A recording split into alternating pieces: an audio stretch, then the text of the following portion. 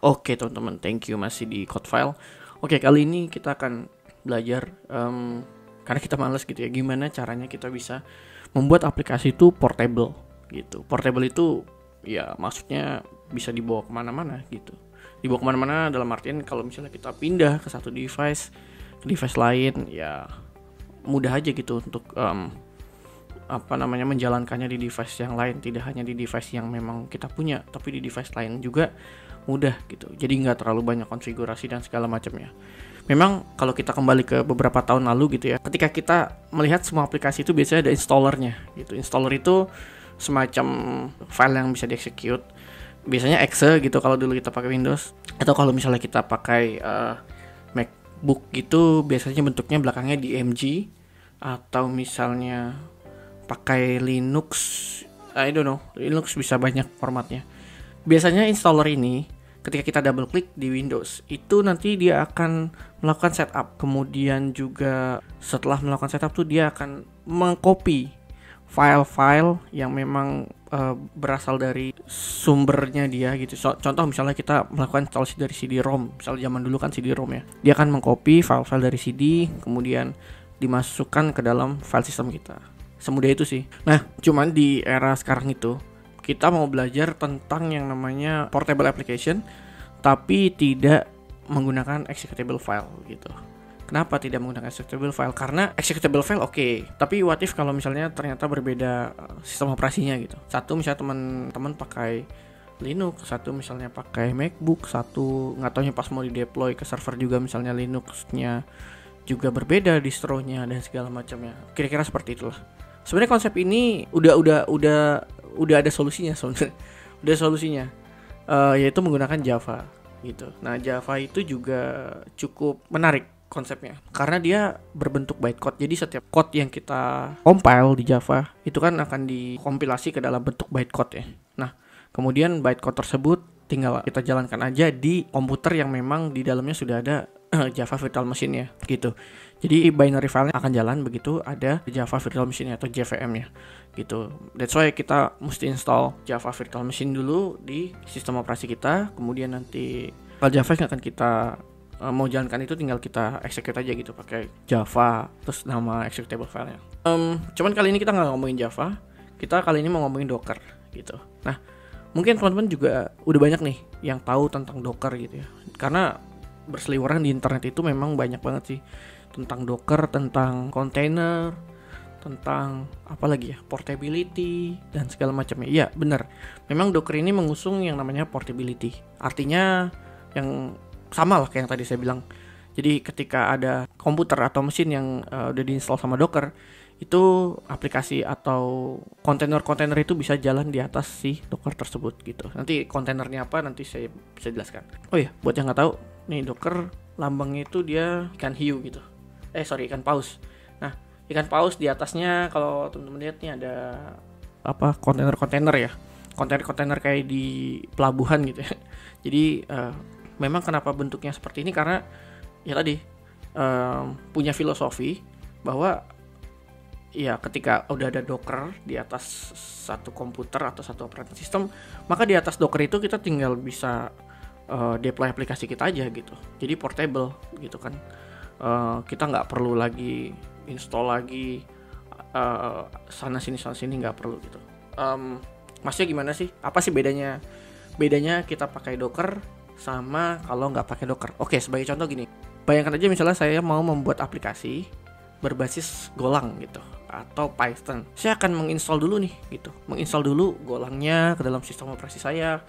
Kemudian biasa kalau instalasi itu juga nggak semerta-merta misalnya kita sembarang instalasi gitu, tapi ada requirement misalnya kita pakai Golang versi sekian atau misalnya Python versi sekian gitu, yang memang akan berjalan di aplikasi yang mau kita buat gitu. Nah, kemudian package-nya gitu. Namanya kita mendevelop satu aplikasi kan pasti nggak mungkin kita buat semuanya dari awal kan. Kecenderungan kita biasanya pakai third party atau misalnya library yang memang sudah ada disediakan dari Golangnya atau dari Python ya gitu sebagai contoh.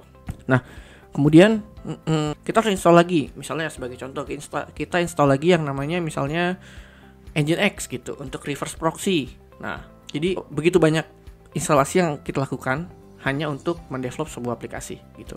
Nah, bedanya kalau kita pakai Docker, kita semacam menuliskan semua konfigurasi yang dibutuhkan itu di satu file namanya dockercompose.yaml gitu.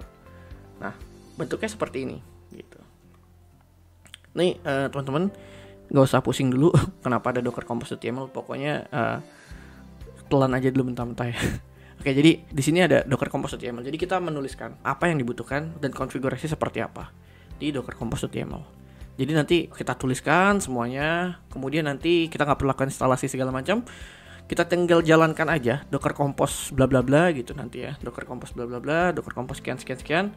Dan nanti jalan semua di atas Docker. Jadi semacam filosofi yang tadi, yang memang gambarnya si ikan hiu ini gitu. Jadi aplikasinya itu benar-benar semacam terisolasi gitu. Terisolasi di dalam si kontainer-kontainer gitu. Jadi aplikasinya tidak diinstal ke dalam sistem operasi kita, tapi di atas Docker gitu. Sehingga ya bisa dibilang pertama sistem operasi kita jadi clean. Karena gini loh teman-teman, kalau misalnya kita sebagai contoh ya, ini hal yang paling menyebalkan buat saya juga sih. Sebagai contoh gini, saya misalnya melakukan development aplikasi. Katakanlah misalnya aplikasi tersebut butuh golang 1.2 sebagai contoh misalnya seperti itu. Kemudian di satu lagi, di project lain ternyata butuh golang 1.4. Nah, otomatis kan akan ada ribet ya kita melakukan rekonfigurasi gitu. Ini saya harus downgrade dulu golangnya, terus kemudian saya upgrade lagi golangnya ketika switch ke project yang lain gitu kan. Nah, ini akan sangat akan sangat menyebalkan gitu. Bayangkan aja kalau misalnya servernya adalah server production gitu. Teman-teman misalnya sebelumnya di situ ada satu server yang memang teman-teman gunakan untuk hosting satu aplikasi. Katakanlah misalnya dia perlu golang versi 1.2 gitu. Kemudian teman-teman mau develop di server yang sama, tapi aplikasinya berbeda gitu. Dan aplikasi yang kali ini butuh golang 1.5 sebagai contoh seperti itu ya. Gak usah di serisinya, versinya dan juga golangnya gitu. Ini sebagai contoh aja. Nah, kemudian pasti kan bentrok ya ketika teman-teman naikkan versi golangnya gitu. Aplikasi yang lama bisa aja nggak jalan. Atau bisa aja banyak function atau banyak fasilitas-fasilitas yang tidak berjalan semestinya gitu. Nah, begitu juga sebaliknya. Kalau tetap bertahan di golang yang lama, tidak akan bisa untuk deploy aplikasi yang baru. Nah, ini kayak gitu sih konsepnya kira-kira. Nah, oke. Jadi ya kenapa tadi kita harus pakai kontainer gitu. Kita harus pakai Docker. Kenapa? Karena ya tadi golang yang dipakai di aplikasi satu dengan golang yang dipakai di aplikasi yang lainnya itu akan terisolasi di dalam satu kontainer gitu. Jadi di dalam kontainer ini nih, mungkin kalau ini bisa saya perbesar nggak ya? Coba saya perbesar ya. Nah, sebagai contoh misalnya di aplikasi yang ini itu butuh golang versi 1.2. Di sini butuh golang aplikasi yang ini butuh golang 1.3. Nah, ini tidak akan menjadi masalah gitu. Karena masing-masing berjalan sesuai dengan kontainernya masing-masing gitu. Jadi nggak campur nih gitu. Jadi golangnya berbeda-beda gitu. Instance-nya berbeda gitu. Oh iya, di sini ada log4j. Oh iya, saya ada rencana mau bahas log4j. Sedikit spoiler aja ya. Jadi log4j ini cukup menarik dibahas karena ada isu keamanan yang ternyata cukup luas dampaknya gitu. Karena log4j ternyata digunakan di berbagai aplikasi, termasuk perusahaan-perusahaan besar juga menggunakan log4j gitu. Microsoft, Google, dan segala macamnya itu pakai log4j. Dan ketika ada satu masalah di log4j, semuanya kena dampak. Tapi nanti kita akan cerita di video berikutnya. Oke, kita kembali ke Docker. Nah, kira-kira seperti itu teman-teman. Jadi kenapa pakai Docker? Kenapa pakai kontainer? Adalah alasannya seperti itu. Jadi kita mudah untuk deploy aplikasi kemanapun. Kedua adalah karena easy to use dan portabilitas. Nah, portabilitas ini menjadi hal yang poin utama kita dan pembahasan kita hari ini sebenarnya. Jadi dia tidak mengharuskan kita untuk menggunakan sistem operasi tertentu gitu. Asal sistem operasinya ada Docker yang diinstal, kita bisa langsung jalankan kontainer kita di atas Docker tersebut. Ya mirip-mirip Java yang tadi saya sebutkan. Oke, tanpa berlama-lama lagi, mungkin teman-teman ketika teman-teman lihat di sini nih, di sini ada beberapa file kan, ada Docker file, ada Docker Compose, terus tadi saya bilang juga ada container. Sebenarnya hubungannya kayak apa sih gitu ya. Nah, kita akan lihat di gambar yang ini. Nah, di sini ada Docker file, image, terus di sini ada container nih, gitu. Nah, kalau container mungkin kita udah sedikit banyak lihat tadi ya, bahwa aplikasi kita nanti ketika di deploy akan dimasukkan ke dalam kontainer gitu. Jadi sama aja kayak aplikasi kita dipaksa masuk ke dalam kontainer sehingga dia tidak mengganggu aplikasi yang lainnya gitu. Nah, kemudian Docker file nih di sini. Docker file tuh apa sih? Kalau teman-teman lihat di sini kan ada Docker file ya. Oh iya, teman-teman, kita akan bereksperimen pakai repo ini. Sorry, saya belum sebutkan sebelumnya. Jadi kita akan bereksperimen pakai repo ini. Nah, tapi sebelum kita bereksperimen, ya baiknya kita bedah dulu apa sih maksud dari repo ini dan isi filenya tuh apa aja gitu ya. Oke, di sini ada Docker file, license, readme.markdown, Docker Compose, main.go.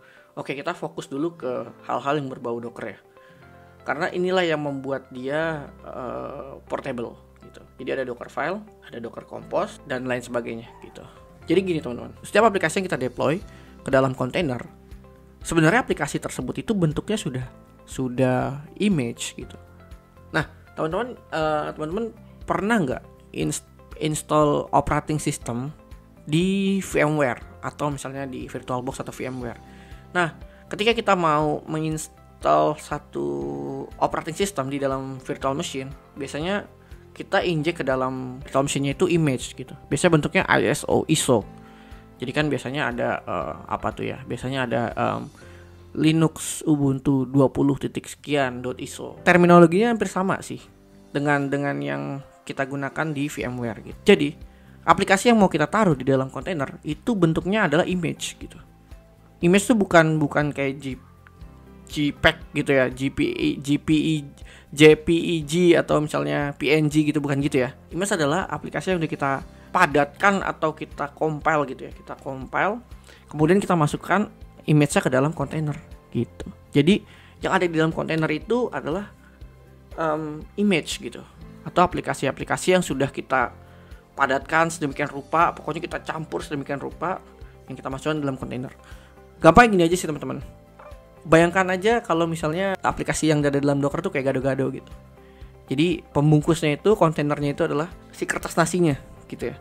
Tapi di dalamnya kan ya sudah ada apa, lontong, sayuran, toge, wortel segala macam kan gitu ya. Jadi di dalamnya tuh udah ada berbagai macam, kemudian dituangkan juga bumbu kacang gitu ya. Jadi ya diproses demikian rupa, kemudian dibungkus di dalam satu wadah gitu, yaitu kertas nasi. Nah, gampangnya kayak gitu. Jadi si image itu adalah isi dari si kertas nasi, yaitu gado-gadonya sendiri. Jadi, nah, Docker file ini bentuknya itu seperti ini. Jadi Docker file ini bentuknya seperti perintah-perintah. Docker file yang biasa kita pakai itu juga biasanya kita pull nih, atau kita ambil dari image yang sudah ada. Sebagai contoh misalnya ini, kita mau ambil dari golang 1.12.7 dari image yang sudah ada, kemudian kita proses lagi atau kita tambahkan komen-komen ke dalamnya untuk kita proses demikian rupa gitu kan. Sama kayak tadi. Biasanya kalau misalnya kita beli gado-gado, kita kan nggak bikin sendiri tempenya kan gitu. Tempe udah jadi gitu. Tempe udah jadi, tinggal kita potong, kemudian kita kasih bumbu segala macam gitu. Jadi bayangkan aja si golang ini misalnya tempenya gitu. Jadi biasanya kan kita tempe nggak bikin sendiri, tapi kita udah beli gitu kan. Kemudian tinggal kita potong, terus kita kasih bumbu, kita goreng, kita segala macam lah gitu. Nah, kira-kira seperti itu. Nah, tapi Docker file ini tidak akan bisa jadi image kalau tidak di-build. Jadi Docker file ini perlu di-build gitu untuk bisa menjadi image. Kalau sekarang kan bentuknya masih semacam apa ya namanya, semacam code lah gitu, yang belum di-compile gitu, belum di-build. Makanya kita perlu melakukan build. Kita build image-nya. Nah, ketika kita build image-nya, ini berarti image-nya sudah ready gitu. Sudah ready untuk kita masukkan ke dalam kontainer gitu. Nah, gimana caranya masukin image ke dalam kontainer? Kita pakai yang namanya Docker Compose.